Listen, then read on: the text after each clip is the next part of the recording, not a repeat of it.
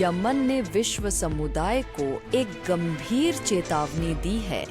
उसका कहना है कि अगला युद्ध टाला नहीं जा सकता और वह इसके लिए पहले से ही तैयारी कर रहा है। एक शक्तिशाली टेलीविजन भाषण में हूथी नेता सैयद अब्दुल मलिक बदरुद्दीन अल हूथी ने कहा कि यमन अमेरिका और इजराइल के साथ भविष्य के टकराव के लिए दिन रात तैयारी कर रहा है। यह कसम खाते हुए कि यमनी प्रतिरोध को रोका नहीं जाएगा और उसे निरस्त्र नहीं किया जाएगा।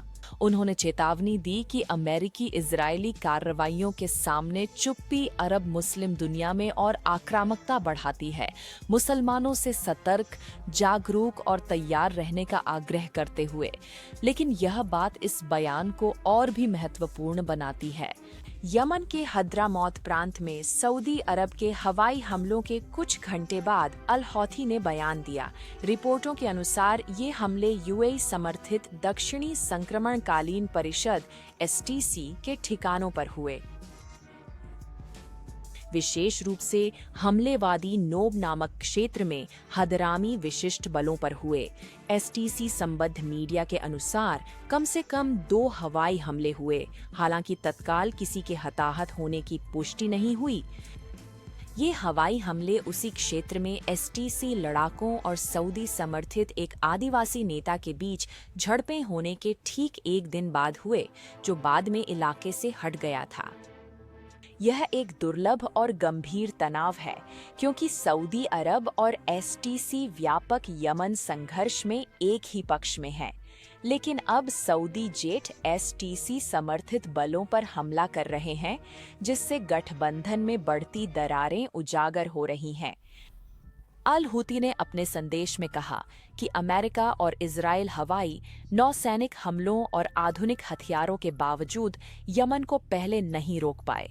उन्होंने कहा कि फिलिस्तीनियों के समर्थन में मिसाइल, ड्रोन और समुद्री अभियान जारी रहे और फिर से शुरू हो सकते हैं।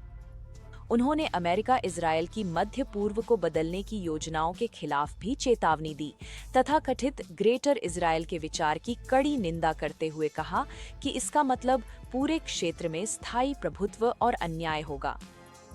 प्रतिरोध आंदोलनों को निरस्त करने की मांगें ठुकराते हुए अल हौथी ने कहा कि इनका मकसद क्षेत्र को निहत्था छोड़ना है, जबकि आत्मसमर्पण को शांति बताकर बेचा जाता है। अंतिम संदेश: युद्ध विराम नाजुक है, गठबंधन दरक रहे हैं और यमन के पूर्व में नए हवाई हमले हो रहे हैं।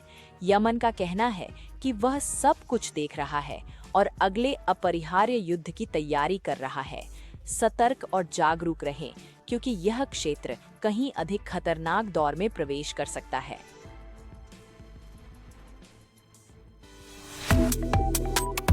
वन इंडिया सब्सक्राइब करें, अपडेट न चूकें। वन इंडिया ऐप अभी लें।